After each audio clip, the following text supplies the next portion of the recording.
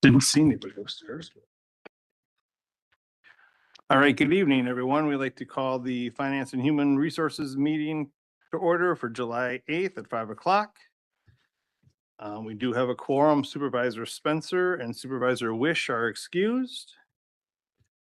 And under the chairman's comments, I just hope that everybody had a healthy and happy 4th of July weekend, got a chance to get out and celebrate some time with family and friends and catch up with some much needed time off. So hope you guys enjoyed your weekend.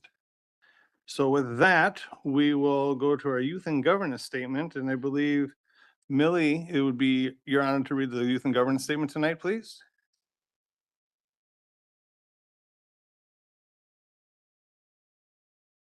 Okay. Hello, we are members of the Racine County Youth and Governance Program, and we will be participating in tonight's meeting. This program serves to empower youth in Racine County by encouraging us to participate in local government.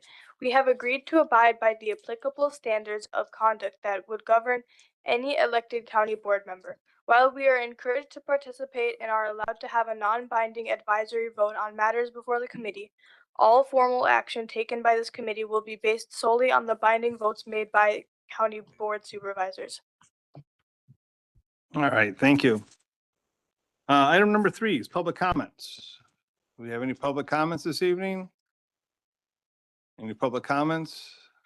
I don't think there's anybody online with public comments either. So we will move on from the public comment period. Item number 4 is the approval of the minutes of the June 23rd, 2026 committee meeting. Move to approve. Second. We have a motion and second to approve the minutes. Are there any additions or corrections to the minutes as presented? Seeing none, hearing none. Youth and governance, all those in favor signify by saying aye. Aye. Opposed? All right, committee, all those in favor signify by saying aye. Aye. Opposed? All right, minutes are approved. Item number 5 is the Racine County Economic Development Corporation. Jenny Trick is here to update us on the revolving loan fund policy manual 2026 resolution action requested first reading for the July 14th, 2026 county board meeting. Welcome, Jenny. Thank you. Make sure that's on. Sorry. Good evening. In your package, we included a summary cover memo regarding the request this evening. I have a couple of handouts that Supervisor Rossi is already taking action to distribute. It's quite assuming because the flyer assumes that the request that we're presenting tonight will eventually be approved by the county board. But it's a rather minor change to the Greater Racine County Revolving Loan Fund. This is a program that was established back in 2017, and it was in connection with the Foxconn development located in tax increment district number 5 in the village of Mount Pleasant. And given the fact that the project has changed over time, and yet there's a ton of activity going on within tax increment district number 5, namely Microsoft and the construction projects, et cetera, we thought it would be worthwhile to request of the county leadership if there could be consideration to slightly modify the eligible businesses from strictly those having a connection to Foxconn, rather to businesses that have a connection to TID 5. So specifically, it could be vendors and contractors that are actively involved in the Microsoft construction if they're looking for a small business loan or something of that kind. So those were the changes that we made within the policy manual that was included in your package. And as I mentioned, we're just looking for greater opportunities to work with businesses that have anything to do with TID 5 in Mount Pleasant.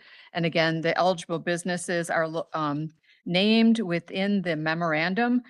For me, I believe your package, it's 5-2 is the memorandum begins. And then on the next page, it goes into a little bit more detail about the eligible businesses. So manufacturers, wholesale trade, transportation, professional and technical services, construction companies, and others that are deemed appropriate by the loan committee. Eligible activities are located within the center of that page, pretty much capital investment type projects, equipment, buildings, construction, et cetera. And then ineligible activities are listed there too. We're not utilizing this loan program for working capital or refinancing debt as it's listed there. And then there is a job creation criteria, as all of the other revolving loan funds have as well, that are listed at the bottom of my page 2 of the memorandum. That's the essence of the request, just widening the opportunity from those strictly involved with Foxconn to actual projects that are involved in some way or fashion with TID 5. So a little bit broader net, greater opportunities. We're hoping we'll have a little bit more activity. We have one loan active out of this loan fund, and it kills me to have available dollars sitting idle. So I think that this will give us great opportunities. I've already done some soft marketing. I don't want to get too far ahead of ourselves, but there seems to be some interest from those folks that are actively involved in the construction on the Microsoft site. All right, thank you. Questions for Jenny? Supervisor Trotter. Thank you, Mr. Chairman. Jenny, is it the one loan we have, is it primarily there is no interest? Have we buttoned down why we just have one? We have all this money available. And you've been marketing it.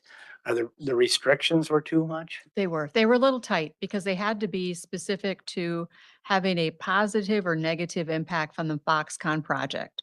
So the original intent of this was primarily there was going to be an expected greater deal of construction, supplier companies coming in, vendors coming in, but the construction was limited just to the buildings that we see today. So without that direct correlation to the Foxconn development, we can't fit the eligibility criteria with this as it's written today. Okay, thank you. Mr. Chairman. Supervisor Miller. Thank you, Mr. Chairman.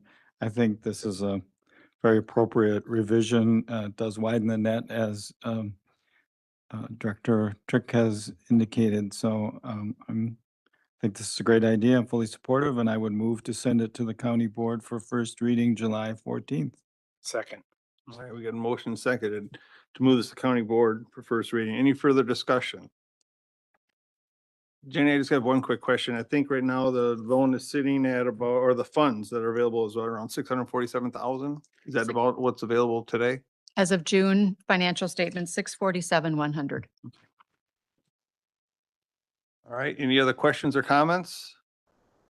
If not, we'll call the question. Youth and governance, all those in favor signify by saying aye. Aye.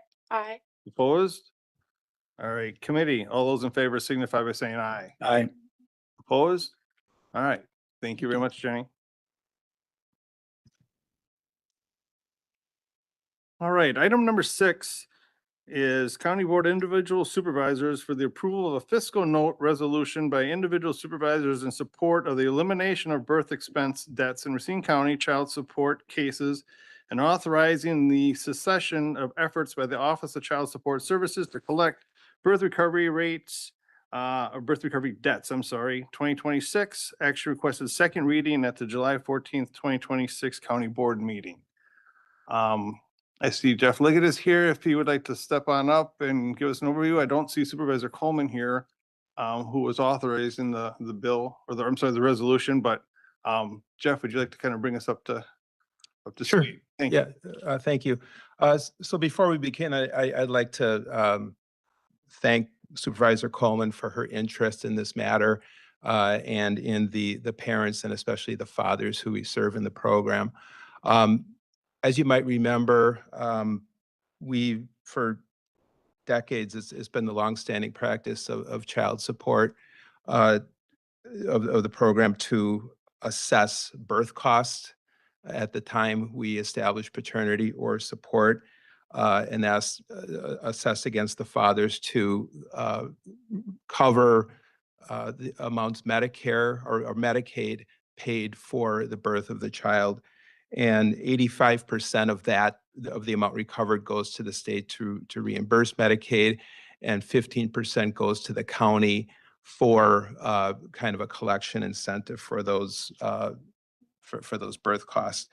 So last year we had proposed as part of the budget to stop assessing birth costs on new cases. It's part of a longstanding trend. Wisconsin is one of the few states, if not the only state now, because Michigan stopped assessing birth costs, that still assess birth costs and collect them.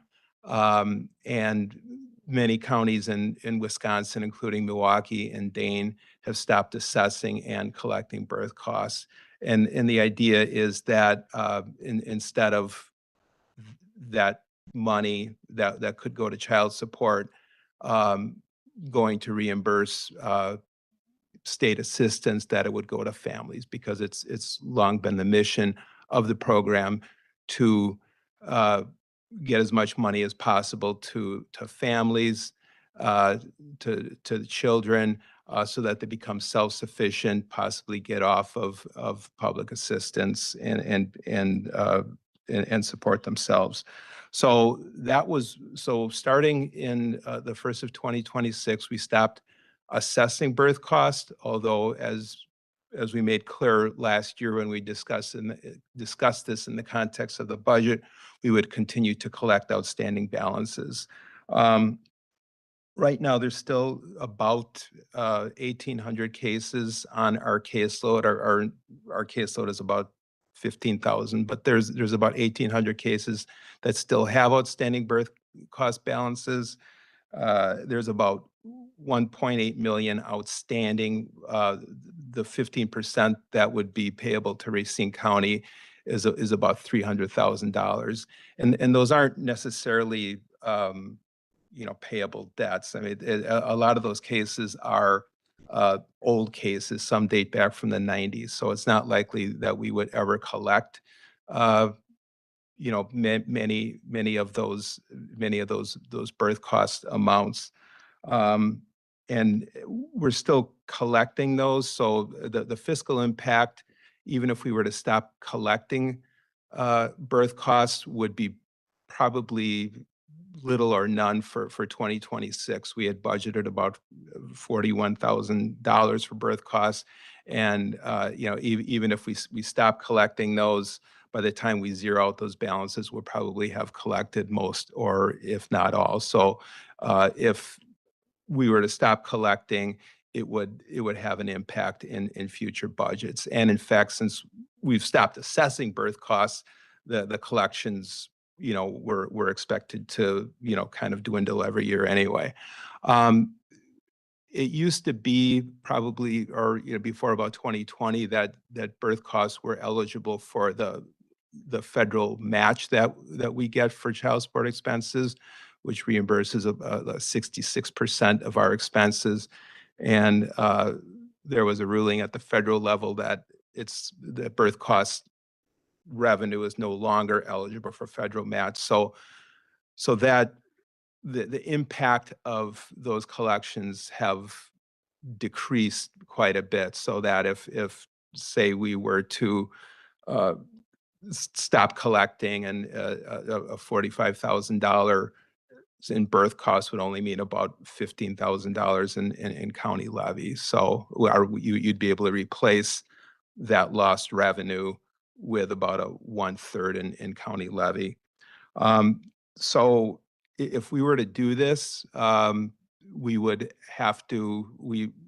wouldn't necessarily be able to enter orders in every case. I mean, we would be working with the judiciary and with the state and trying to do this with as little manpower expenditure as possible. The way they did it in Milwaukee County was that they sent letters to all the participants that were affected, and on a certain date, all the birth cost debts were zeroed out in kids. So that was a fairly way to do it. And we'd find a way to do it that was that wouldn't cause as much of kind of a manpower expenditure on our part. So I'd be willing to answer any questions that anybody has about either the process or why we did what we did last year as far as stopping the assessment of birth costs. Questions? Supervisor Miller? Thank you. Thank you, Mr. Chairman. Jeff, is it not true, or has it been found in other areas of the country or other counties in Wisconsin that the elimination of this actually encourages some fathers who have not been paying anything to pay? Yeah, I mean, as part of the materials, there's been a lot of study of this from, I believe it's the Institute of Research and Poverty at UW Madison, that found that not assessing, not collecting birth costs brings more money to the families, increases child support collections, which, you know, would certainly increase performance. So it's beneficial for that because it gets money to the families, which again is kind of our primary mission. And they found that this improves collections and increases money going to families. Any other comments? Jeff, I got a couple of just questions, and thank you for taking the time to go over a lot of those things with me yesterday, just some of the questions and stuff that I had. Sure. The way I understand it too, the assessment of the birth is $1,400, and they're looking at a $25 per month payment. You know, and so I think that's, you know, on one hand, it's still a minimal expense based on, it's not accruing interest, and it's not accruing additional fees and stuff as it sits out there for a while. I do have some concerns too with some of these cases that are back from the 90s. I don't know if by eliminating some of these costs are really going to make some of those fathers engage more with their families and stuff that they should be doing already. But just because if we waive this small amount of money, but the concerns I do have is more of a slippery slope as far as the county. If we start just eliminating things that are deemed to be a hardship, where does it stop as far as fines, forfeitures and stuff like that moving forward? If that's the kind of the precedent that we're going to set, that could become a slippery slope. Now, having said that, some of those families that are out there and being involved in human services for quite a while definitely need the help. There's two sides to that, and trying to find that balance is the thing. But financially, from the county's end of it, I was just looking at what the staff cost and staff time is going to be to try to reverse some of these things and the legal aspects of it. So those are some of the concerns that I have. So again, but thank you for taking the time and going through it with me and Sure. trying to help shed some light on some of the subject that I was looking for. Supervisor Rossi. Thank you, Chair. And I just wanted to reaffirm something that you said. I think it was it our budget or was it someone else's budget that you were talking about? Was 50,000 or 30,000, somewhere around there? Yeah. So I think last year we collected, or in 2025, it was about $47,000 that we collected for birth costs.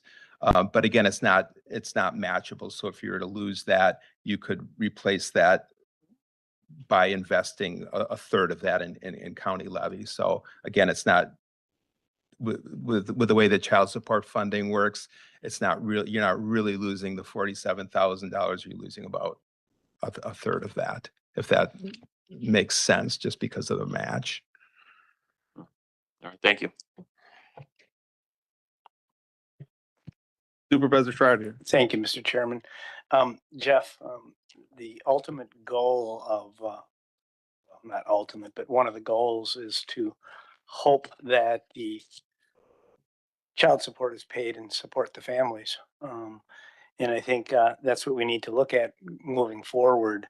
You know, unfortunately, you know, you're talking about 1/3. We'd have to make up the cost as a county, that 1/3 somewhere along the line. But I think to continue to hope that we obtain funds from 1990 through the year 2020 is a futile effort.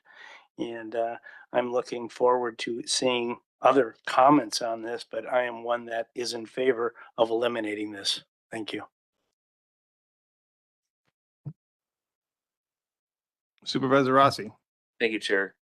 When you were discussing this, and there was some research or some study that you mentioned about this, you know, removing this will actually allocate more funds to the family.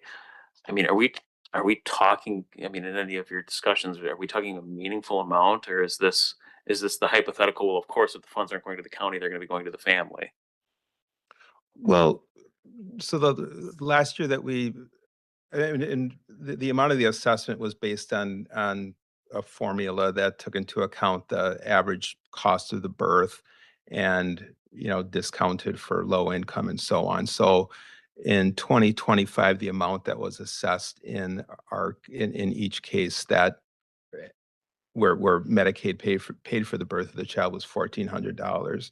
So, and as the Supervisor Meyer said, the repay on that is $25 a month, and it's interest free, or it doesn't accrue interest. The way we collected a lot of that was, way we collect most of the birth costs now is through tax intercept, because for the federal tax intercept, it goes to state debts first. So a good amount of that is collected, and that's why we get a lot at the beginning of the year. If a father is entitled to a tax refund, it's intercepted and it gets applied to birth costs before it gets applied to arrears, for example. So that's how a lot of that gets paid. So in a lot of cases, I mean, if paternity was adjudicated in 2025 and $1,400 was assessed, the entire refund, tax refund that you'd be getting in 2026 that the father would be getting would go to the birth costs. So in that sense, it had an impact. If it's not going to be intercepted, the tax refund isn't going to be intercepted, then it's just kind of a slow pay through the years, $25 a month, and it doesn't accrue interest. So again, in a lot of cases, it can have an impact for a lot of the families. I mean, $1,400 is a good amount of money.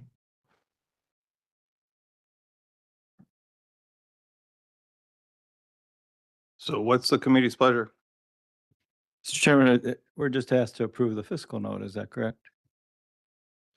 Yes. Correct. So I would move to approve the fiscal note. I'll second. All right, motion been made and seconded to approve the fiscal note. Any further discussion? All right, seeing none, we'll call the question. Youth and governance, all those in favor signify by saying aye. Aye. Aye. Committee, all those in favor signify by saying aye. Aye. Opposed? Aye. All right, it is carried. Item number 7 is the county treasurer, Jeff Lattis, authorizing acceptance of the municipal offer for the city of Racine for county-owned in-run property at 1561 Holmes Avenue, and offer to transfer ownership of city-owned property at 1703 Holmes Avenue to Racine County for equivalent value. 2026 resolution action requested for first and second reading at the July 14th, 2026 county board meeting. Jeff, welcome. Good evening, thank you. Just a little bit of background on the parcels that are in question. 1561 Holmes Avenue was taken in our most recent foreclosure action. The county took control of that property in April of this year. The property incurred a significant raise cost that was covered by the city in 2025 of approximately $33,800. And the parcel at 1703 Holmes Avenue has been owned by the city for multiple years now. It's directly adjacent to the behavioral health building that is under new construction on Taylor Avenue. The county's interest in 1703 Holmes Avenue allows for the completion of that footprint of that site. Right now, the development of that property is to a point of putting up fencing.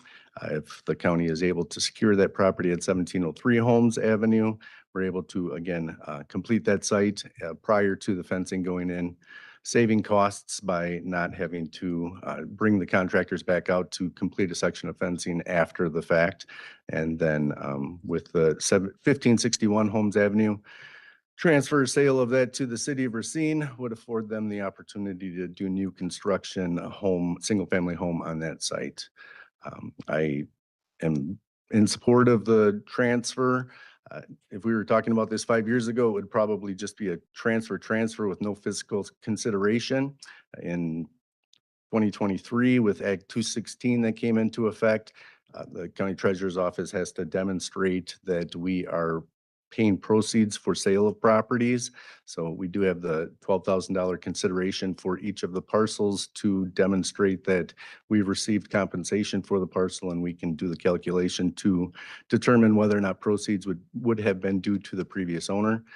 In this particular situation, there would be no proceeds to the previous owner because the tax balance far exceeds the value of the property. The $12,000 determination was made through an appraisal of 1561. We had a third-party appraisal done on that property, and that was the value that was determined for that property. So happy to take any questions. And I did request first and second reading on the 14th. Again, if we're able to expedite this, we are able to save some cost for the county on the construction of the behavioral health building fencing and finalization there. Questions for the county treasurer? Supervisor Miller? No question, just once again to commend the treasurer for all he does to take care of items like this. And I think it's a great benefit to the county since we're working on this site for our new development. And so will you be available tomorrow if this passes the committee? I will be. That would be great. So I would move to send this to the county board for first and second reading tomorrow. I'm sorry. I'm sorry. No, Tuesday the 14th. Tuesday, the 14th. I'm Tuesday the 14th. So looking at the wrong calendar. we have a motion and a seconded. Supervisor Trotter. Who was the second chair? Supervisor Shakur was the second. Any other discussion? Seeing none, hearing none, we'll call the question. Youth and governance, all those in favor signify by saying aye. Aye. Opposed? All right, committee, all those in favor signify by saying aye. Aye. Opposed? All right, it is carried. Thank you, Jeff. Thank you. Now, moving on to transfers. Transfer A is the county executive, Ralph Malicki, resolution by the Finance and Human Resources Committee authorizing a transfer of not less than $2 million of unexpended funds from the behavioral health building projects and an additional $2 million for the public safety building project and transfer funds within their 2026 capital budget. Action requested for first and second reading of July 14th, 2026 county board meeting. County executive, do you want to introduce or weigh in or just have staff stop up? Perfect. Thank you. Welcome. Hi, good evening, everyone. Thanks for having us here tonight.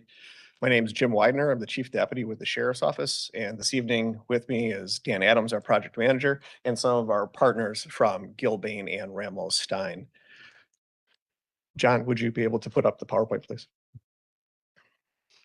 So tonight, we're here to discuss the Public Safety Center construction project and respectfully request the two resolutions before you for approval and moving to the county board for July 14th for first and second reading.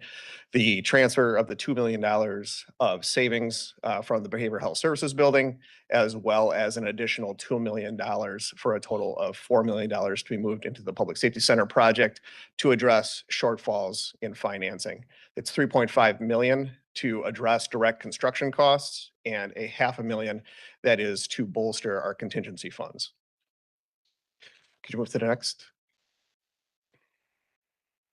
All right.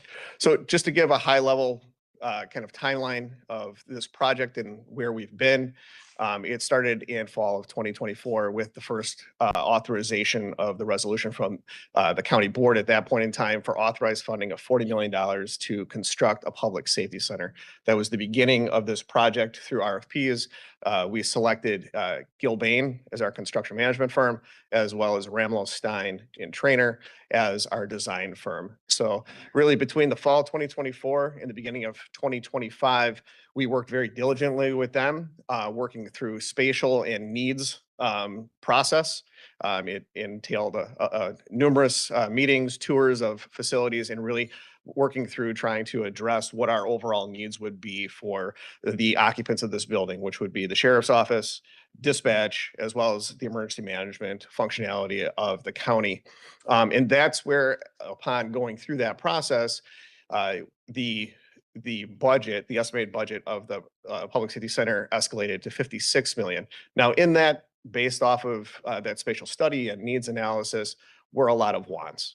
And we understood that. So really that was kind of working through that process.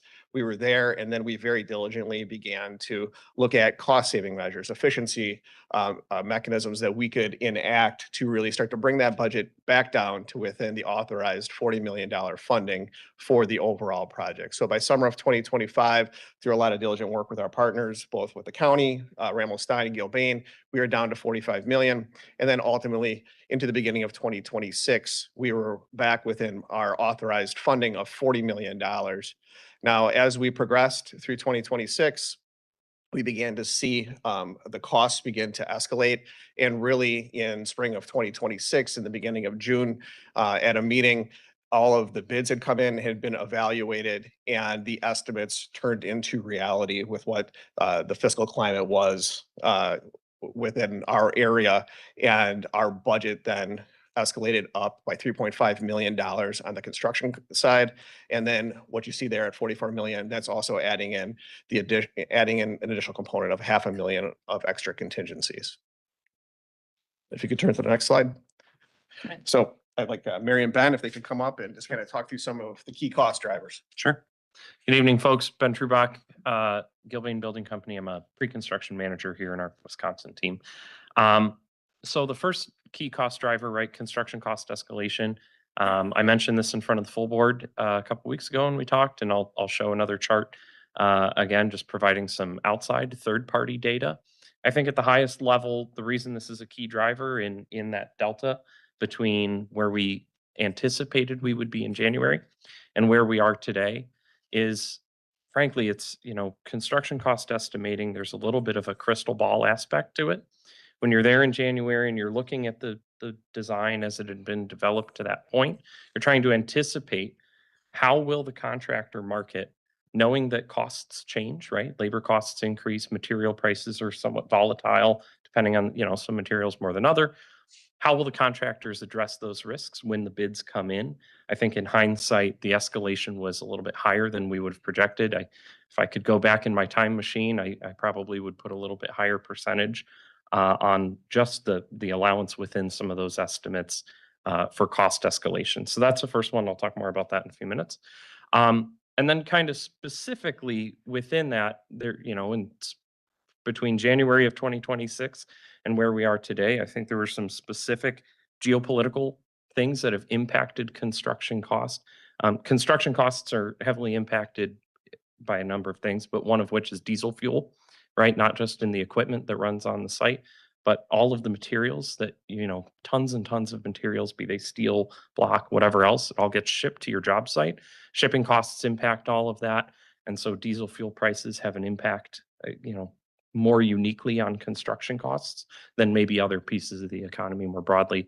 Obviously, we're all aware of geopolitical things that have gone on in the first half of this year that have caused some specific unforeseen impacts and driven that escalation. To hand off to the next ones, I'll go to Mary to talk about some of the other local economic things impacting the industry. Thank you. Hi, Mary Collins, project executive with Gilbane, managing both public safety project and the behavioral health project here. Like Ben mentioned a few weeks ago, I also spoke about the local economic impacts, national and local economic impacts. One of the most significant factors affecting construction right now is the competition for skilled labor. Across Wisconsin and across the country. So large scale projects, not just data centers, but manufacturing facilities, infrastructure investments, competing for that same skilled labor. Electricians, operators, truck drivers, tradespeople are all needed for these projects. Contractors are increasing the amenities, the incentives, the benefits that they're offering these tradespeople to attract them to their projects. So they're drawing people from Wisconsin to come work in Texas. And we need to keep tradespeople here, working here on our projects. So that does have an impact on the labor wages and incentive packages that they're being offered. We do know that the electricians have, in the last 2 months, increased over $10 an hour, as well as instead of receiving time and a half pay for overtime work, they're receiving double time pay for overtime work. Truck drivers as well are receiving increased pay, and it has yet to, we expect, impact some of those other trade professions. We're working closely with the county when we were developing the GMP to identify that risk and also identify appropriate allowances to work into the project so that those risks were not unforeseen down the road. We would rather plan for those risks than be blindsided by them. One example that I gave last time is just a reminder, our project is not a large scale project, but we at Gilbane do have a large scale project in the vicinity. And that project has a $20 million labor attraction program allowance just for that project specifically. This project is not near that, but it is a responsible thing to do to include something so that we're not impacted by labor leaving the area. We need to be able to keep that labor here to finish the project on time. So that's local economic impacts. We'll talk about bids and final scope decisions. Entering the bidding phase, we spent a lot of time aligning the scope with the project and the program requirements and the budget expectations. We were hopeful, like Ben mentioned, that the market pricing would validate our estimates and assumptions. At the end of the day, the market, like Ben said, tells us what the value of the work is. And that really was highlighted here, that the market saw the risks were real and more concerning for the future and for the duration of this project. So they came in a bit higher than anticipated, but we didn't just stop and say, well, that's it, we're stopping here and this is what it is. We looked for alternate deducts and additional ways to determine whether or not we could get the project back under and within that budget alignment. Unfortunately, those ideas that were remaining to be able to bring that cost down affected the operational effectiveness of the building. So you'll hear more about that from Chief Deputy Widener. So the next step after that is making final scope decisions. Up to this point, the reductions focused on efficiencies, sharing spaces. You'll hear more about that. We continued to evaluate further reductions, and the project today reflects the operational expectations. And I will leave Chief Deputy Widener to speak more about that in a few slides. Okay. Again, this is a very similar chart to what was showed at the full board meeting last time we were here. Just want to point out that this one has been modified. And again, I know it's a little small and hard to read, but this, with some input from the county folks, is more reflective of when the initial project budget was set. And again, this is third-party data that I share with you all. This is from Engineering News Record. This is their building cost index. We find that it's the most reflective. There's a number of indices out there that measure construction cost escalation. We find that ENR's BCI is the best one.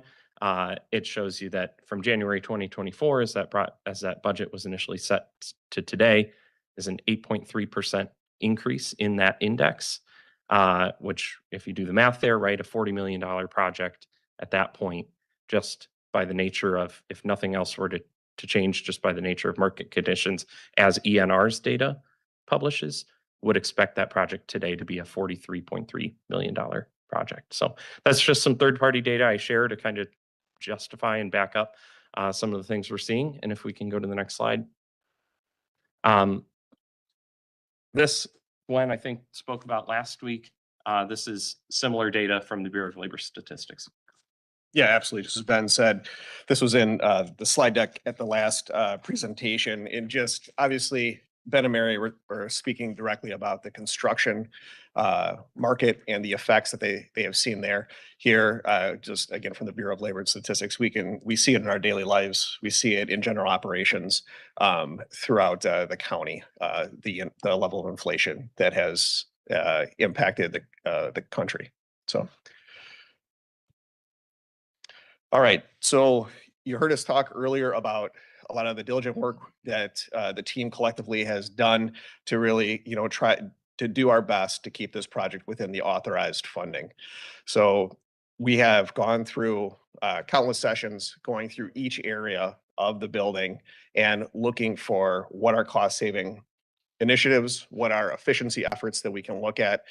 Here you see a list of many of the areas that we have looked at within the planning of the building. And overall, from where we are at after the spatial needs assessment, we have brought down the size of the structure by 45% in overall reduction. A lot of this was done not very thoughtfully, not purely through just cutting of square footage, but really looking at how we could gain efficiencies, how could we share more spaces, utilizing different areas of the building in a multifunction capacity, and some areas of the sheriff's office and our emergency management that already exist in other locations in the county, continuing to utilize those locations in lieu of moving them into this centralized location. So we really have looked at multiple different options to be able to really try to bring that back down to within that authorized funding. A couple of the large scale early on decisions that we've made, and you've heard about some of these at the prior construction updates. Some of they kind of fall into some of these three different buckets here: location and design. So initially, with the outset of this construction project, we looked at multiple different locations, different sites for the building. The initial premise was to build brand new construction, for the entire facility. As we started to evaluate the pros and cons at each of these sites and looking for how we could best find those cost savings, we really kind of came back to our existing location at the Ives Grove complex with our patrol station, and utilizing that and looking at to lay out that area in conjunction with our partners the most effectively, so that we could really stretch every single dollar. And in lieu of brand new construction, we went and really started to look at our existing structure, our existing resources within that facility, and what could be potentially reused in the new building.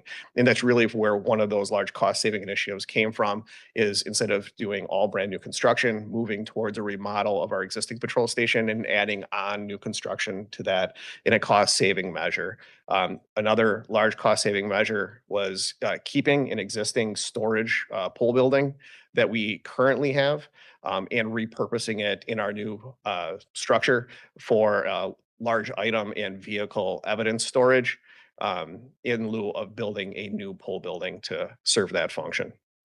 There's a lot of from small to large equipment infrastructure within the building that has been identified due to its age and continued service life that can be reused. So we are moving that off site. We're storing it, and it'll be repurposed and reutilized in the new building. So we really are looking at every area where we could really stretch that dollar and stay as cost effective as possible. One of the last areas of kind of large scale savings that we identified early on was moving from two-phase construction. The goal with the initial project was to keep the dispatch center up and running throughout the construction project, build the new portion of the building, and then move them into it so that it would be more of a seamless transition, maintaining dispatch in its current location. But obviously, the longer the draw out of the construction project, manpower and materials over time go up. So being able to shrink that footprint and that window for construction, we were able to accomplish that by moving to single phase construction. And what that's necessitated is moving all of the sheriff's office operations out of that building. And we've been able to do that in a very cost effective manner by distributing our staff and our resources across primarily county and other municipally owned buildings and areas throughout the county. So we are co-located, we're more dispersed, but co-locating with other systems within the county. And then our dispatch actually is just finishing up the process. They are moving out. They have moved out now and are operating out of the backup dispatch center. So they'll be doing that, and that where it dovetails with the radio project. At a certain point in the future, they will transition to the new backup center and operate out of there until the public safety center is completed. So that allowed us to to realize that cost savings from both the time primarily that it would take for the two-phase construction. Another piece that we were able to look at is we moved to precast concrete exteriors as a cost-saving measure in lieu of traditional brick and mortar. So. All right, some potential negative impacts. If the decision was made to maintain the $40 million operational or authorized budget, these are some of the potential negative impacts. If we had to, from this point, take out 3.5 million additional dollars out of the design, the structure would fail to meet the operational needs of the sheriff's office, dispatch, and emergency management. It really would result in an incomplete building and not meet the needs of the initial resolution that was passed by the county board with all of the areas that are necessary for complete operation for the county assets that are inside of there. So what that would result in, that incomplete building, we would be coming back in the future and asking for additional funding to complete those sections that we would not be able to fund. And again, to my point before, and I'm sure Ben and Mary will comment on it a little bit later, more technically, but everything over time, manpower, materials goes up, and we would expect to be paying higher future costs to complete that additional area of the building. There'd be short and long-term future growth impacts if the building is not completed at this time. And obviously the financial impacts really on two fronts. One, if we were to move to complete this at a later date, those costs would escalate, but then also the ongoing maintenance costs associated with a lot of the resources and assets that we house in this building. This building will house millions of dollars worth of assets, vehicles, and equipment that are owned both by dispatch and the sheriff's office that we want to be able to protect and get the longest lifespan out of. All right. So just to kind of summarize, the initial authorized funding was $40 million. We have worked diligently with all of our partners to really maintain within that budget and keep that aligned throughout this entire process. In early 2026 through where we are currently, we really began to see significant escalations, especially in the second quarter of this year, to where we are now, having received all of the bids back and seeing what truly the market is offering, and where this is where we come up with a $3.5 million shortage on the construction costs. And then the option of foregoing this, maintaining the $40 million authorized funding, and looking at an additional $3.5 million worth of reductions would result in an incomplete building that would fail to meet the operational needs of all of the county resources that would work out of it.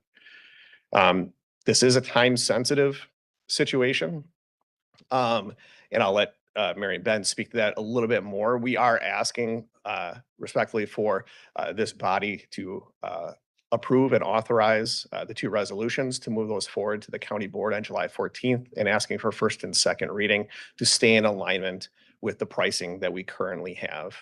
So with that, I'll have, if you guys would come up with this.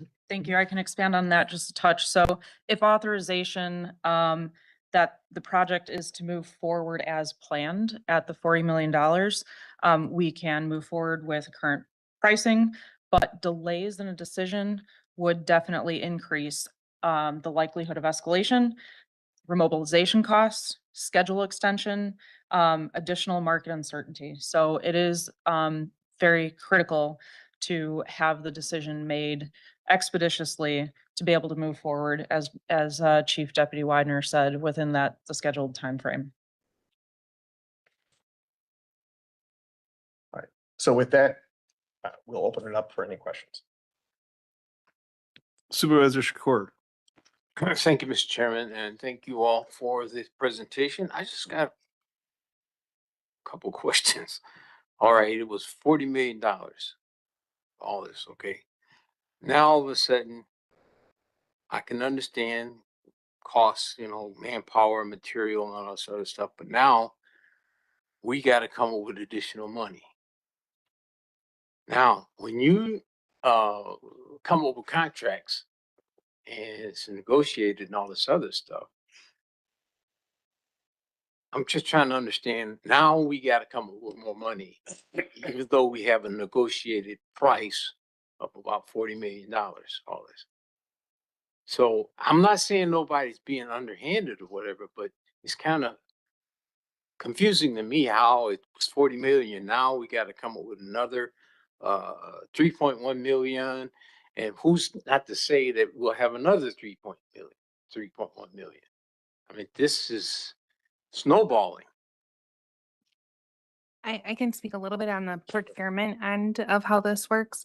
So we have negotiated contracts with Gilbane as our construction manager and with Ramlo Stein as our architect. Everything else, all of the other components that go into the construction of this, the electrical, the HVAC, plumbing, all of that went out for bid. The state statutes require us to go out for bid, to get at least 3 bidders, to go with the lowest qualified bidder. Those bids came back in the end of May. We received them June 8th. That's what got us to 3.5 more than what we budgeted. So it isn't negotiated contracts. We went out there with the specifications to say, this is kind of building we're building. This is the kind of HVAC that we need. This is the kind of plumbing that we need. This is kind of electrical that we need. Those bidders told us this is how much we could do it for. And that's where the difference is. Gilbane can probably speak to this better, but they made estimates on how much we think that it would cost. The bids came back higher than those estimates for all of the reasons that were stated in the PowerPoint. So in order to help mitigate some of that so that we're not constantly coming back and asking for more money, we're asking for an additional $500,000 to add into contingency. This project already has very healthy contingency. This will just add to it so that we have money in case we need it, but we won't spend it if we don't. We'll return it back to the general fund, just like we're, not the general fund, but the capital fund, just like we're proposing to do with behavioral health. So short answer, contracts haven't been negotiated yet. They have not. We've received bids, but that we have not signed any contracts because we don't have authorization from this board to do so. So did we not authorize $40 million? You did, but the whole project is 43.5. So we can't sign contracts for more than what we have authorization to spend.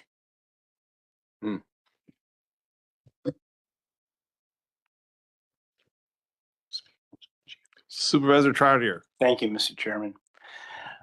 I'm not surprised. Looking back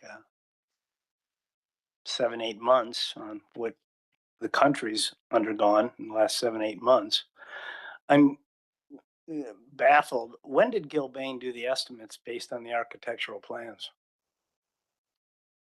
Wasn't there estimates to get at this amount and those are based on the architectural plans? When are those estimates done? We completed milestone estimates at each kind of phase of design. So as we got to, we did the, you know, when you saw the slide earlier that had the few different points on the chart, Yeah. those were some of those milestone estimates. So the first one was after programming, where they had determined just raw square footage of theoretically how much building do we need to And meet remind me, when was that about? 2025, early So this is- 2025 was the first one at 56 million. And then you saw those estimates decrease as we worked through the process. We did a last milestone estimate where we're indicating that we're going to be able to, you know, yes, maybe not worst case scenario, but the estimate pointed to a situation in late 2025, early 2026. The drawings weren't fully completed yet at that point, but they were a lot further along. And that's when we did the last major milestone estimate before going to the market in May of this year. And summarize for me, you had mentioned generalities as far as diesel and electric. What happened? I mean, I know diesel fuel is up, okay? In regards to the electric, what happened there? The contracts were different? Then, have they changed over the last 6 months, contracts with electricians? Oh, yes, they changed at the end of May. Okay, how so? They increased by $10 an hour over typical Okay. increases. Okay, And then when they get paid for their overtime work, they're getting paid double time rate Okay. instead of the overtime rate. again, I'm not surprised that this is all coming to where we're at. Right. What's been going on for the last 8, 9 months in the country. Okay, I'm not surprised at all. And in the event that we don't have approval, we have the $40 million building, correct? We still can complete that. But you mentioned in there some things that might not transpire, did you? Because we're at 40 million, or delay will be here, delay will be there. Sure. Tell me So, about that. yeah, I can elaborate on that. So, Please. if a decision is either delayed, if the decision is delayed, so Mm-hmm. say next week, the decision, is to not do it or to delay, the decision. Sure.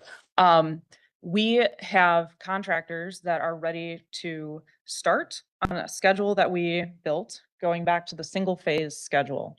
The schedule is built such that contractors are efficiently moving around the site, we'll use concrete foundations as an example. They're working on concrete foundations for the building addition, and then they move over and they will do the concrete foundations for the next fleet building, and then they'll do the foundations for the next special operations building. And if the decision is to delay what size buildings we're going to get, that concrete contractor will have to come back later, remobilize, and do those concrete foundations. It also will cause a delay in our ability to release the metal building package, which is a pre-engineered metal building. It's kind of like a kit of parts that they design and deliver. And if we cannot design and release that till later, then we won't have it in time. So that will cause our schedule to expand when we wait for those decisions to be made, and then wait for those designs and getting that material. Thank you very much. Any further questions or comments? Supervisor Rossi? Thank you, Chair. I'm trying to understand the timeline a little bit better. It talks about, let me pull it up. In January of 2026, we're at $40 million. And then I see that the design drawings were completed in February. So the baseline for the January price was from what? Yeah, those were in progress drawings. They were not yet a permit set or a 100% construction document set. They were, I don't know, Scott, Here, let me do you remember what the label was on the The- drawings, but they were in progress. The drawings that were issued in February were for us to be able to go out to the precast market, because precast companies schedule their concrete bed time out very far, so that they're constantly using and producing in their shops. So in order for us to get concrete precast panels in time to align with our schedule, we had to go out and put that package out to market early in order to schedule that bed time and get these concrete panels to be able to be delivered to our site on time. So those drawings were developed and issued early for the simple purpose of being able to get the precaster identified early and on board, and scheduling that bed time, and then also finding a pre-engineered metal building vendor, because that vendor does all the engineering in-house, and we need some of their design information in order to continue designing the project. So those two vendors were absolutely necessary in order for Ramlo Stein to continue finishing their design packages. So then there was a change that was mentioned by Chief Deputy Widener, that was, we changed from brick and mortar veneer to a precast veneer. When did that change happen? That one, Go ahead. It was that one was pretty early on in the design process. The reason I asked that is that, we realized sometime early this year that the project was over budget. And I'm trying to understand because I was looking through addendum 1 and addendum 2, and if anything, I saw ads more than I saw any deductions. What after the over budget situation? And I don't even like calling it over budget because we really weren't in construction at that point, so we're just really establishing a new budget. But what was changed? What was reduced once we realized that the budget that we were $4.5 million over? I speak to that, 'cause Yeah, you got a I few? mentioned it. I mentioned it. And so we asked for alternates from the contractors, voluntary alternates, but first and foremost, we asked them what the value would be if we were to have smaller outbuildings. And they gave us what that dollar value would be. If the Chief Deputy Widener were to have to make decision on shrinking more space, and causing an effect to their operations that he's talked about, what that value would be. And that gave us information as to whether or not there was any more opportunities within the project to find savings that could get us back to 40 million, or is it truly really looking at cutting more of the operational needs of this project? So we looked at a variety of voluntary alternates that were recommended by the contractors as well for opportunities, but they did not amount to anything close. They were more in the hundred of thousand as opposed to millions. So then the question then switches from Gilbane to Ramlo. What was done on the drawing side to try and reel this project back in?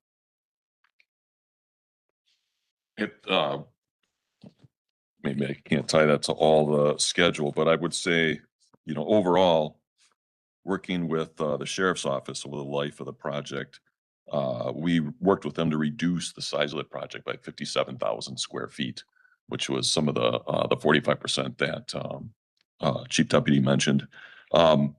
Sometimes we push them beyond their ability to cut. Sometimes we push them beyond the operational capacity for the building. And that's how we generated some of the ad alternates. To a point on that, with public bidding, we always do add alternates instead of deduct alternates because we're always driving to get the bid to match the authorized budget. Didn't happen in this case, happened on BHB, but that's why we use the additive alternates for that purpose. Some of those are necessary for them to operate as well. You mentioned a 57,000 square foot reduction. I'd like to point out that January 2026 was a 69,720 square foot facility.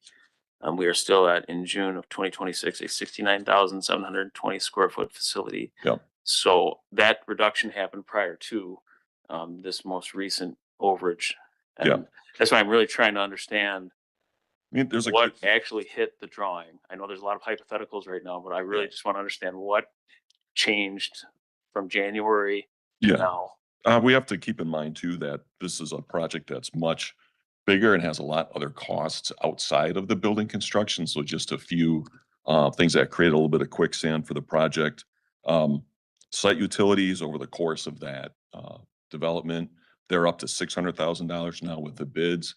Relocating fiber lines, relocating sewer and water, those are discovered along that pathway as well. We had a late determination by the DNR that we're not allowed to dispose of excavated soil from the site on other clean sites. We have to find different places to put it. So there is in the overall total project budget a $400,000 allowance for that. We may use it, we may not, but that's added towards the end of the project. Mary and Ben talked a little bit about electrical bids. Normally, over time, if you go back 10 years ago, electrical costs less than HVAC generally in a building. Over the last number of years, probably in 2024, they came to be the same cost. On this project, the electrical bid, and these are competitive bids, public bids, minimum of 3, as Gwen mentioned, $6.6 million versus I think $3.8 million for HVAC. So now that's flipped. Why is that so much more expensive than HVAC? That's where you see the labor market problems in southeastern Wisconsin right now. Electricians are getting soaked up by all the large projects that they're talking about. So you go out, you get a $6.6 million bid. That's a competitive bid in the market. That's hard for them to anticipate. So the drivers are outside of the building. There are other things that are happening to us. We also went into bidding with $2 million of bidding contingency to cover those kind of variances, those things that were happening as the project was, development was being completed. And the bidding market depleted those contingencies and went beyond them as well. So those are the things that we do heading into bidding to try to protect bidding on budget. So, you know, there weren't things added to the project. There weren't things taken out of the project. As a group, we were trying to cover other anomalies that were springing up and happening to us with the bidding contingencies. Scott, I can offer just one other one, just to give you a specific of a change between the milestone estimate we did in January versus what ultimately was bid. I would say from our perspective, the one probably biggest thing that we didn't have in that estimate was there's a section of roof on the existing patrol station building that a new air handler is getting mounted on top of. All of our estimates throughout time had been hoping, I don't want to say hoping, but assuming that that roof structure would be sufficient to hold the new air handler. That was one of the big changes. Probably the biggest thing, just, I don't want to say miss in the estimate, but unexpected change in the drawings between the major estimate and when the bids came in. That was probably the biggest change. And that's pretty significant. It's an area of the section that we're opening up the roof, taking the entire existing structure out, putting new structure in. You see what I'm getting at? Yeah, and that's fine. And thank you for volunteering that. But I guess really would it be accurate to say substantially there was nothing removed, nothing reduced from January till now?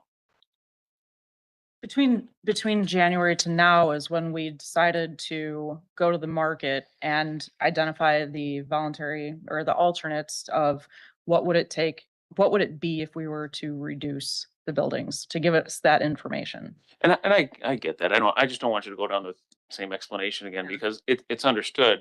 I'm just trying to figure out of any of these possibilities.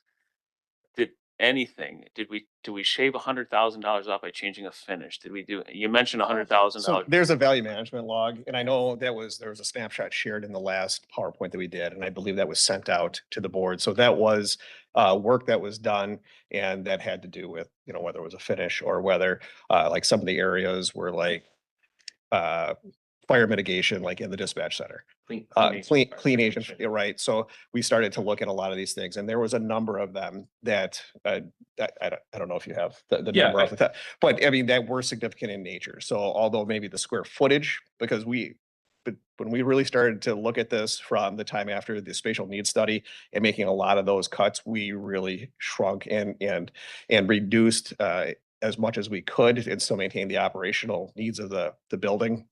But looking at a lot of these other options, this is where we really started to go through and say, yes, let's get rid of this or sacrifice this, let's shrink this down, and looking for a lot of savings in those areas. And that was really that value management log. And I guess to that point, as we continue through this project, we're going to continue to look and see what the options are available from the companies that are bidding this for potential value. Even this morning, we went through at least 30 different options that were potential for value savings, and not going to go through the specifics, but it totaled close to $200,000. So, I mean, we are continuously doing this, and we'll continue to do it throughout the entire project at every turn. We want to maintain within the authorized budget that was given to us, but unfortunately, after the bids came back, that really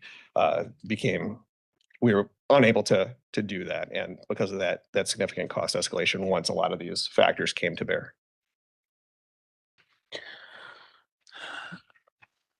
All right. Chairman, may I continue? All right. Didn't know if anyone else wanted to get some time in. I guess the last thing I want to talk about before I go into just my concerns overall with the project and approach thus far is, you know, in the VM log, which is, I'd call it value engineering log. But the thing that's concerning to me is there are some items here that have been removed that I just don't see you can remove them. For example, you've got replacing roofs on adjacent structures. We're talking about future costs.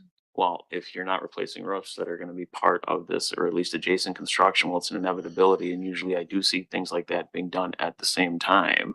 So I feel like we are putting costs off right now, unless I'm misunderstanding this, that really should be taken care of as part of this. And maybe we do have too much building we're trying to bite off right now.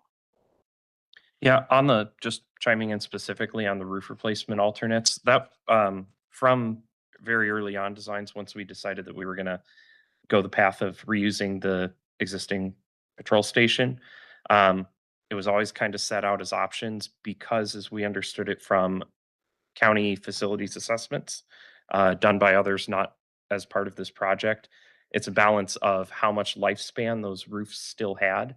So really trying to do this in a short version, sorry. High level, broke the existing roof down into 4 areas. One section of it was never under consideration for replacement because it's in really good shape and has a lot of life left on it, and we're not doing a lot of modifications through it. 2 areas were kind of in the middle.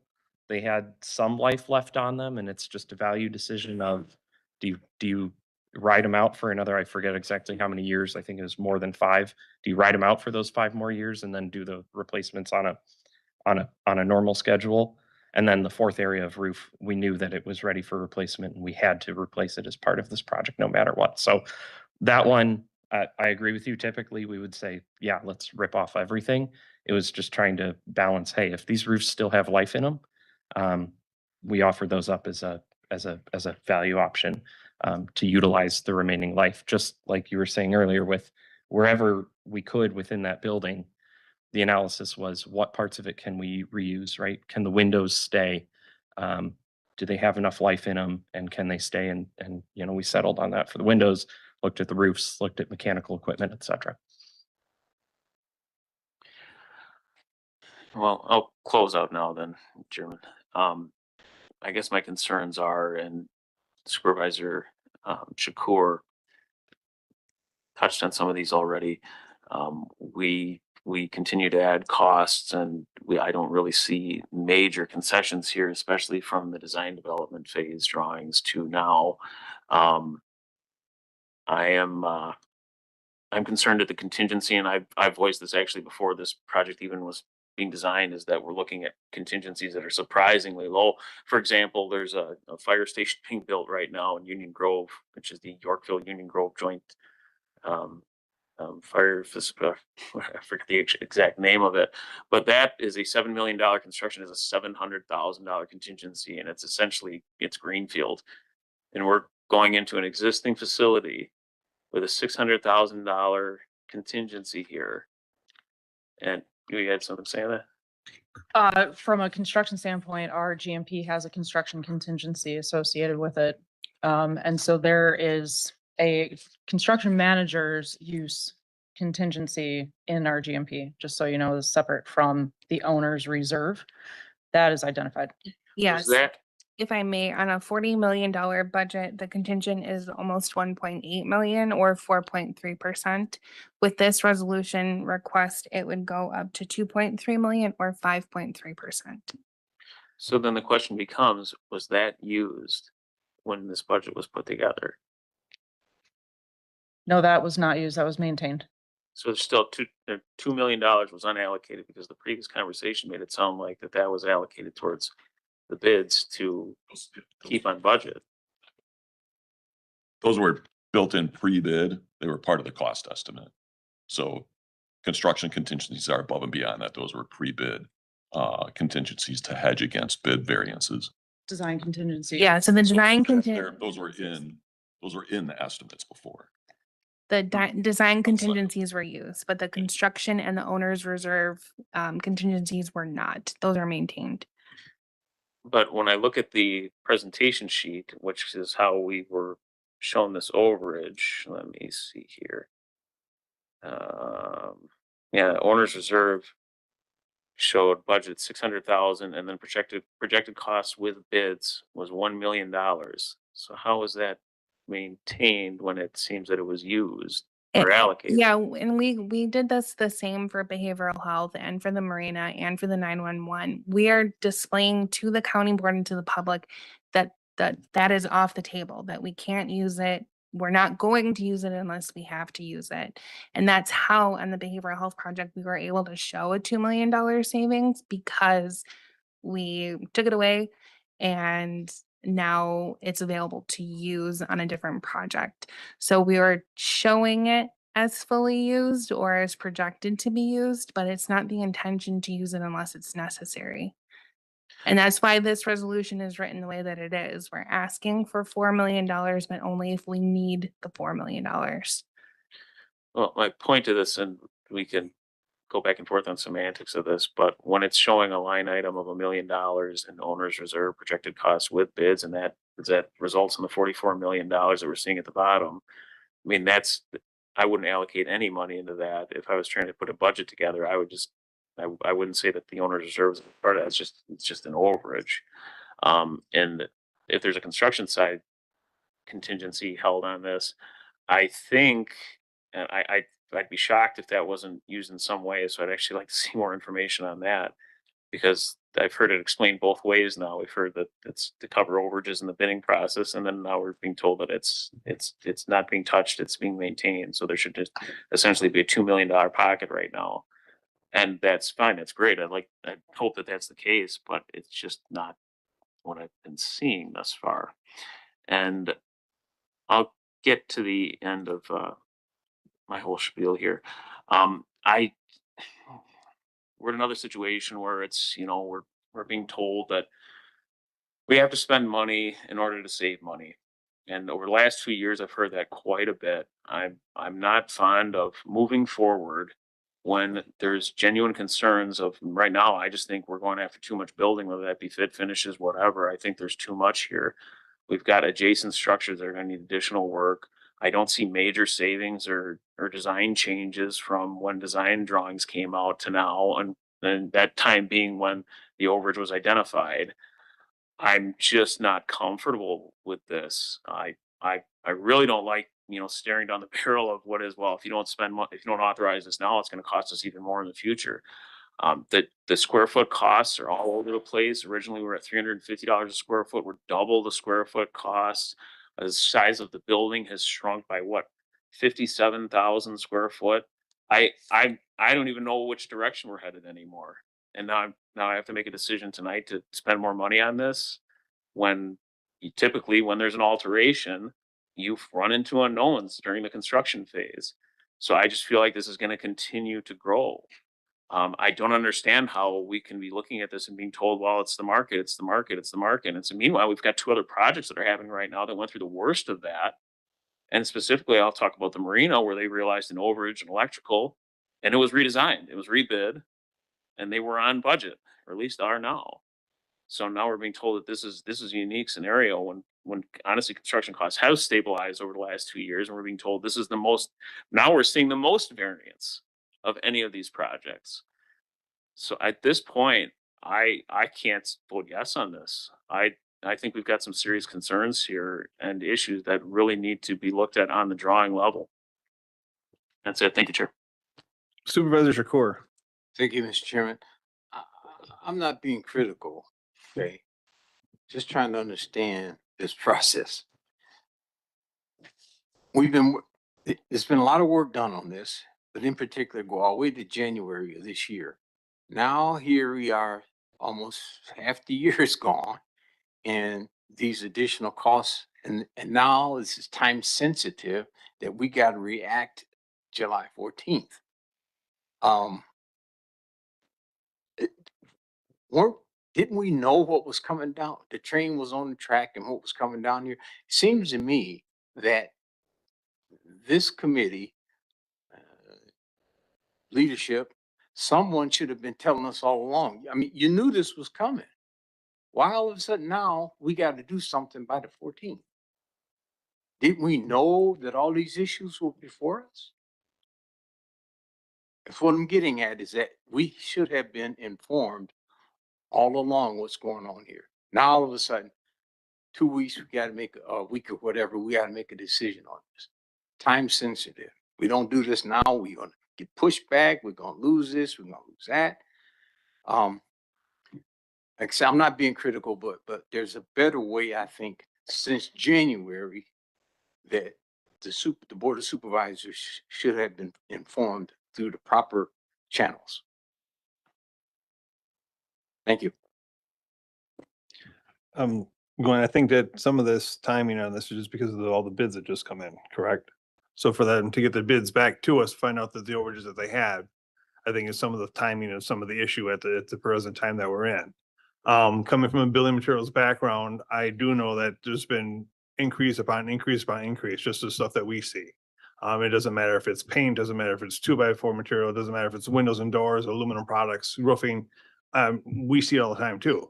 And you multiply that times the amount of a project that we're talking about, it does increase substantially. And I don't think any of us here like it, but it's something that we're faced at the moment and something we're gonna have to try to work through. And hopefully that we can find some additional cost savings approaches like we did with the behavioral health building. That's great, and that's what we want to do, and it's what we want to focus on. But that's the hard part for us as supervisors to also relay that to our constituents too. That when it comes out there, we're going to be looking for additional money too. So that's the balancing act that we have to walk. But we're trying to put our faith and our trust in you guys doing the research and coming up with a cost saving analysis for us. But the timing with the bids is where I think is where we're kind of stuck at the moment. Supervisor Miller. Thank you, Mr. Chairman. So you're asking for 4 million and we're saying we're going to use 2 million from the behavioral health. So that would seem to mean that we need 2 million more to borrow, but we're asking to borrow 4 million. I'm not clear on that. Yeah, I can give an update on that. So, Corporation Counsel and I spoke with bond counsel, who are the ones who prepare the resolutions for bonding. And the original resolution authorized by the board in July of 24 for this project authorized at most $40 million of debt obligation money, general obligation funds for this project. So in order to receive $2 million from the behavioral health building, which has already been bonded, that closed in March, 23 million. We have to increase the authority by 42, and we're effectively decreasing the behavioral health authority by 2. And then we're asking for an additional 2 million to make up for that 4. So that would be 2 million of newly bonded money. 2 we already have in the account. It's sitting in an interest-bearing account right now. The other 2 would be new, and we would bond for it at a later time if it were needed.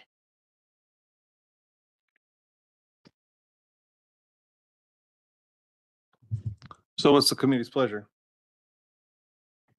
Mr. Chairman, Supervisor Trotter? thank you. I will move to approve this first and second reading. Mr. Chairman, I'll second, but I have a comment. I'm only seconding it because I think this is a decision the full board needs to make. At this point, I have some grave reservations about all of it, but for the reasons that were discussed in the committee, but I will support it to get it to the county board next week. Any other discussion? So we have a motion and seconded to move this county board for first and second reading on July 14th. A roll call vote was requested.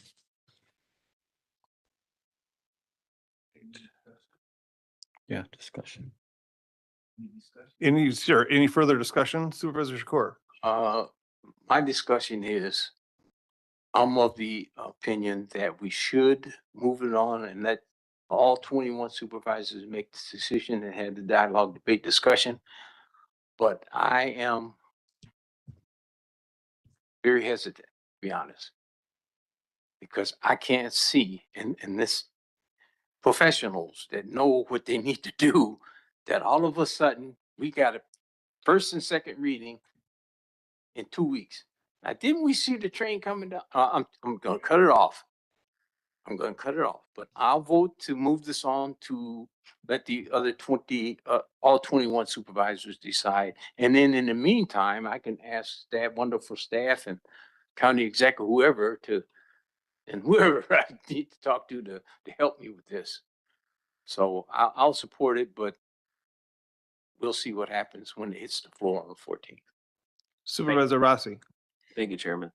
I'd just like to say to the supervisors who are going to vote yes, but have their reservations, that when you vote yes, it does give some weight to the action.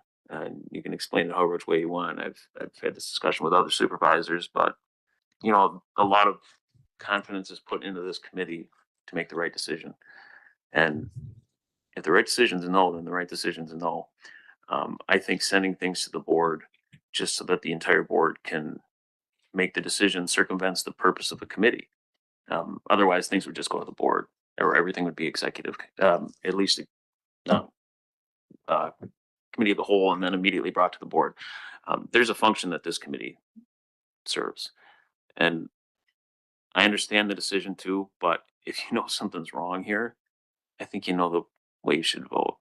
Um, Again, you know, we haven't even gotten off the ground, and we're asking for $4 million more dollars on this project. I think you guys know there's an issue here. Thank you. Any further discussion? A roll call vote has been Supervisor Miller? Yes. Okay, well, a roll call vote has been requested, so we'll start with the roll call vote. Supervisor Miller, Yes. Supervisor Trotter, Yes. Supervisor Shakur, I, Supervisor Rossi. Supervisor Meyer votes aye. Okay, this will be moved to Youth and Governance. Or yes. Yes. Okay, all right, so this will be moved to County Board for next Tuesday, the 14th. So then in conjunction with letter A, letter B is an initial resolution by Finance and Human Resources Committee authorizing the additional $4 million general obligation promissory notes for the Public Safety Building Construction Project 2026. Resolution action requested first and second reading for the July 14th, 2026 County Board meeting. Gwen, would you like to walk us through this? Yep, this is what I was saying earlier in response to Supervisor Miller. This is the initial debt resolution prepared by bond counsel, which would authorize the transfer, and it would effectively decrease the authority on the behavioral health project, increase the authority on the public safety building by that $2 million transfer, and then an additional $2 million. Again, we have the behavioral health money in hand. It's sitting in an investment account right now, and we transfer the money over when we make construction payments. So that would just be moved over to this project, and then the additional $2 million would be bonded at a later time. If you remember, the authority for this total project was 40 million, and we have bonded, let's see, 5.7 million right now. So we have, I'm sorry, we bonded 8 million. We have 5.7 million remaining right now. So over the course of the next year and a half, 2 years, we would be bonding the remainder of those authority if we needed. And that will probably be in the spring as construction really hits the ground. I mean, you can see the trailers out there right now. They've started to do some of the earthwork. But on the behavioral health project, we're getting about $2 million worth of construction expenses every month. So we're going to wind down on the currently authorized funding here in the next, by the end of the year. We'll have to bond for the additional money in the beginning of the next year, but we'd only bond for what we actually need. Mr. Chairman, Supervisor Miller. and I'm sure there's a bond council answer to this, but why aren't we saying authorizing up to an additional 4 million instead of just saying it's going to be 4 million? I believe that's in the whereas part. Let me look at that resolution real quick. I know that Corporation Counsel and Bond Counsel spent some time finessing that language. So line 24 of that resolution, whereas the county board hereby finds and determines that if necessary, desirable, and in the best interest of the county, to authorize the 4 million. 2 million of that would come from unused bond proceeds and or from future general obligation. Okay, I appreciate your referral. I'm looking at that now.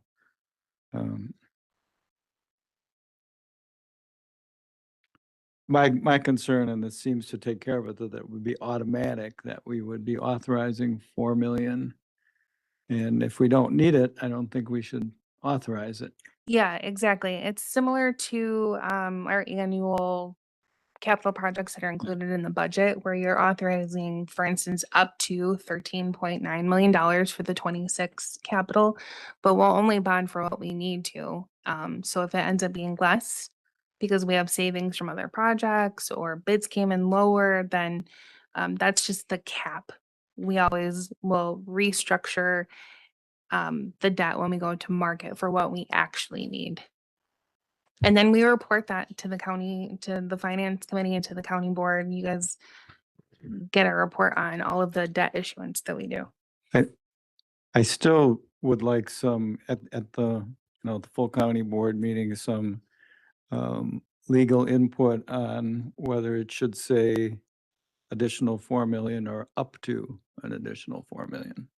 Very good. I'll share that with Corporation Council and Bond Council, and we'll get some info back. Thank you. So what's the committee's pleasure? I'll move to send this to the county board for first and second reading, July 14th. So we have a motion seconded to move this to county board for the July 14th meeting. Any further discussion? A roll call vote has been requested. Any further discussion before we call the vote? Youth and governance, all those in favor signify, youth and governance, your roll call vote, please. Millie? Wait, what do I say? Yes. Oh, yes, sorry. Gianna? Yes. All right, supervisors. Supervisor Rossi? No. Supervisor Trotter? Yes. Supervisor Shakur? Supervisor Miller? Yes. Supervisor Meyer? Yes. Okay, then we move to the county board for first and second reading with the indication about the question on the language for corp counsel and finance. All right, in the transfer section C, Human Services, Director Otto authorizing acceptance of the Wisconsin Department of Justice grant in the amount of $96,130 and a transfer of funds within Human Services Department 2026 budget. Action requested first reading of the July 14th, 2026 County Board meeting. I see Ms. Lattis is here to fill in for Director Otto. Thank you. Welcome. Yes, thank you very much, Mr. Chairman.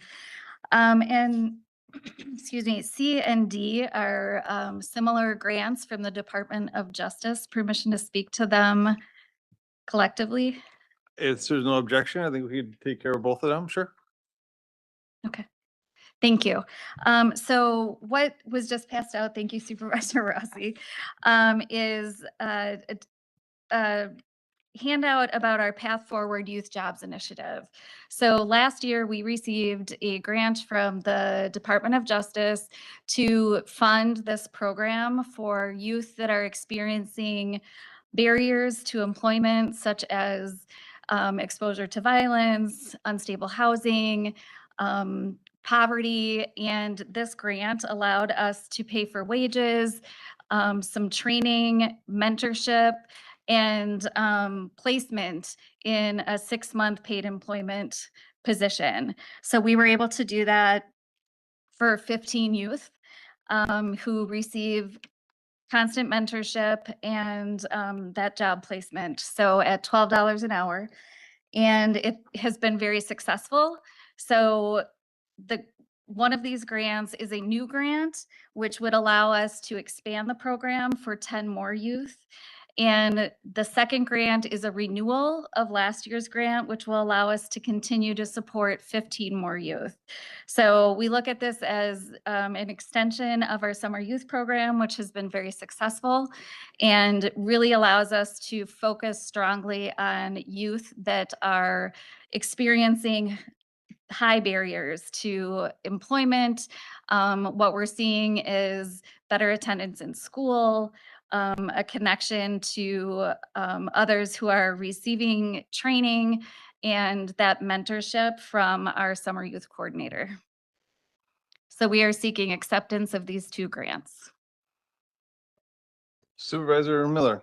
Thank you, Mr. Chairman. And, This is very exciting. I commend the department for pursuing this, and there's no doubt that our summer youth program has been outstanding success, not only for the youth, but in getting a lot of stakeholders and partners in the community to help with what I think is a critical need, and that is to teach our youth job skills.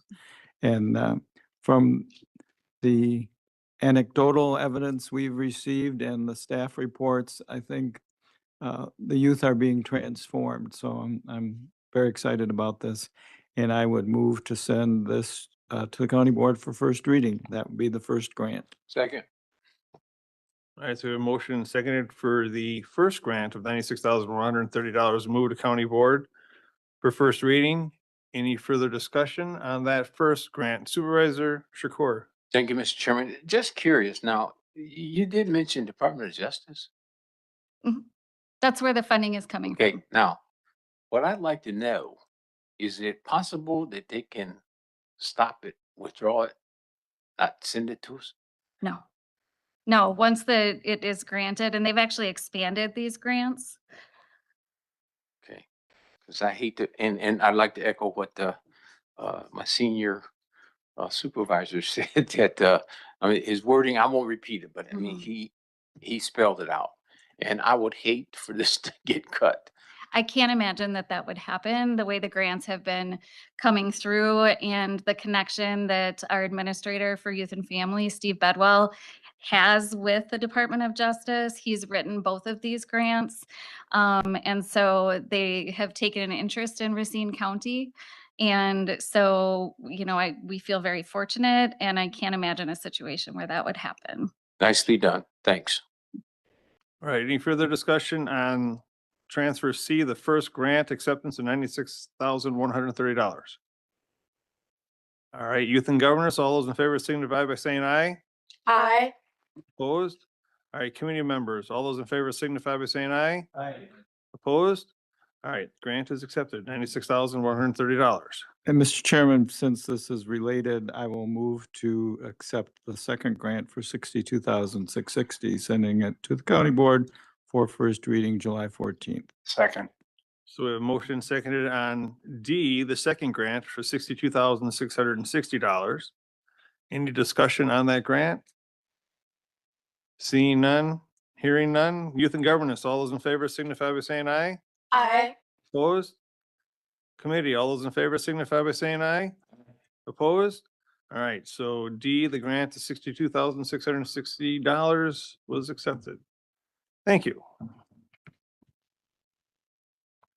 All right, so then E is the Human Services Director Otto authorizing the creation of 4 FTE sunset positions, including 1 supervisor, 140, and 3 FTE economic support specialists, 125, effective August 24th, 2026, and transfer of $480,978 within the Human Services Department 2026 budget.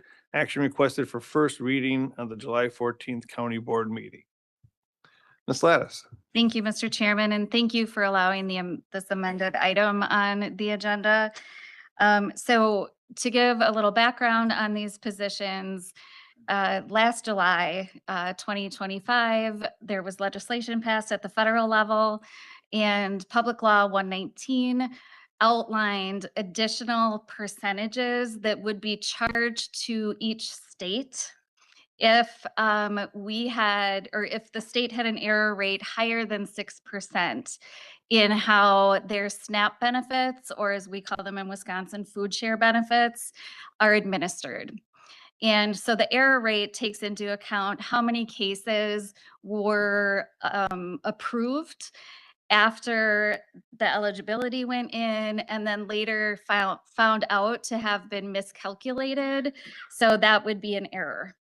And those error rates are calculated and then rolled up to the state level from each consortium. So we have 11 consortiums for economic support and how we distribute benefits within the state of Wisconsin.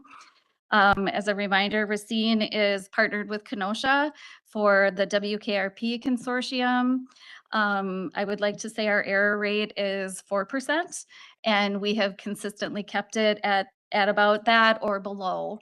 However, there are other consortiums which that there is greater variation. And so that all rolls up. And about 2 months ago, the state error rate was at about 7.4%. So this new legislation goes into effect in 2027 in October. The state's response to that is Act 116, which allows for funding per consortium to hire positions that are specific to quality control, utilizing a specific program that takes into account performance before any funding is given to a family member, or not a family member, a family or an individual who is eligible for benefits. So these positions are being required by the state. They are fully funded by the state for 2026 and 2027. We are anticipating that this will continue. So that's what we're hearing. They haven't put that in paper yet, but the resolution is written that if that funding does continue, we would continue to support these positions. The resolution as written right now is that these are 4 sunset positions that if and when that funding runs out, these positions would no longer exist. Outlined also is that we have a fairly high turnover rate in the economic support division. Part of that was due to wages. We're hoping that there is some difference there because the training period for a new worker is about 6 months, followed by kind of an intense mentorship for about another 6 months. And so if we do need to sunset these positions due to funding going away, we would anticipate there's a possibility that we may have openings, that we would be able to maintain those employees. But right now with Act 116, they are fully funded and it is a current state requirement. So we are seeking that this be moved to first reading on July 14th. Chairman, if I may, before the committee considers, if we could switch out the transfer of the dollar amount, the 480,978, so that it matches the fiscal amount of 166,835.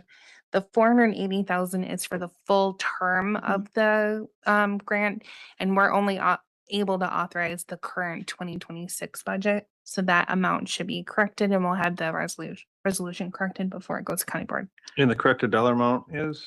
It is on Exhibit B, and it is 166,835. That's the prorated cost of those positions plus equipment to get them started. I will move to send the draft to the county board for first reading July 14th as described by the finance director. Second. So we have a motion seconded to send this to county board for first reading. Any further discussion? Supervisor Rossi? Thank you, Chair. What was the act that requires this? At the federal level, it was Public Law 119. And that requires these positions by what date? So that goes into effect, the percentage of the error rate connected with, and I have the breakdown, connected with the percentage of cost for the state, which would filter down to the counties. Right now, we receive $8 million a month in food share allocation. And when this goes into effect, October 2027, if an error rate for the state of Wisconsin, well, any state, but is 6 to 8%, the state must cover 5% of the SNAP benefits. And then it continues to go up from there. If we have an error rate in the state of Wisconsin, 8 to 10%, the state would need to cover 10% of SNAP benefits. So all of that would be then filtered to the counties. in partnership with the state. The reason we're asking for these now is not only does the funding start now, the tool that the state is expecting us to use is available now. So we need to train staff on this. And there's an expectation from the state that we are doing quality control on 25% of our cases per month, which is a much higher rate than we're able to do right now. So we don't currently have the staff that is able to meet that. The state is rolling this out now so that by the time that law goes into effect, our error rate is low. All right, and then the last question was, you said positions required by state. What is the positions required by state? Because I saw that we have to submit a staffing plan, so it's essentially our staffing plan that then makes it required by state? No, so the state in Act 116, that's the state act. And that is what the funding is coming through. And then we had to submit the staffing plan along with our consortium partner in Kenosha. So each consortium needed to put forth a staffing plan, and Kenosha is doing the same with 4 staff members. But so then the staffing plan essentially feeds to the state what Yes. we should be hiring. Yes. Okay. I guess the only statement I would make is, adding FTEs, and especially when we talk about sunset, I can't recall one sunset position that expired in my time. I've only been here 2.5 years, but that's my caution. And then, there are, even with paid positions, we have limited people in HR, so it just adds more workload to the whole machine. So that's how I look at things like this. For what it's worth, I'd look at just waiting right now and doing this in October at 3 months. I understand you guys want to get started on it right now, but I've always been and will continue to be leery of adding FTE positions if it can be at least delayed. So that's it. Thank you. Supervisor Trotter. Thank you, Mr. Chairman. Kristen, when, at the federal level, you said this is effective October of 27, Correct. correct? What is the term of this requirement from the federal level? When does it expire? Is there an expiration date There's not. of those names, of those numbers? No. There is not. No. And by starting it now, you're able to train the staff, update the staff, so we're on where we should be? Yes. And So I don't know why we would delay it. It's, I mean, the money is coming from, I understand Mhm. Supervisor Rossi's concern about adding an FTE and ever getting rid of it, but it does state specifically that is in a sunset position, period. Yes. And just something we'll have to remember as we go forward. Okay, thank you. Thank you. So we have a motion and a second. Any further discussion? If not, we'll call the question. Youth and Governance, all those in favor signify by saying aye. Aye. Aye. Opposed? Committee, all those in favor signify by saying aye. Aye. Opposed? No. All right. This is moving forward to County Board for July 14th, first reading. Thank you. Thank you. All right, this brings us up to communication report and referrals from the County Board meeting. Chairman, I would move to receive and file. There a motion to receive and file. Any further discussion? If not, we'll call the question. Youth and Governors, all those in favor signify by saying aye. Aye. Committee, all those in favor signify by saying aye. Opposed? All right, so we will receive and file. Item number 10 is the staff report. I don't think there's anything that the staff has anything additional that they would like to add or include in tonight's meeting. I would just like to note that the 2025 audit has been finalized and is available on the website. It's also been submitted for an award for the achievement for reporting, which would be our 17th consecutive year if awarded. Fantastic. All right, if there's no other comments or concerns for this committee, our next meeting will be July 22nd, 26th at 5 o'clock, and a motion's been made to adjourn. We have a second? Second. All right, we are adjourned. Thank you, everyone.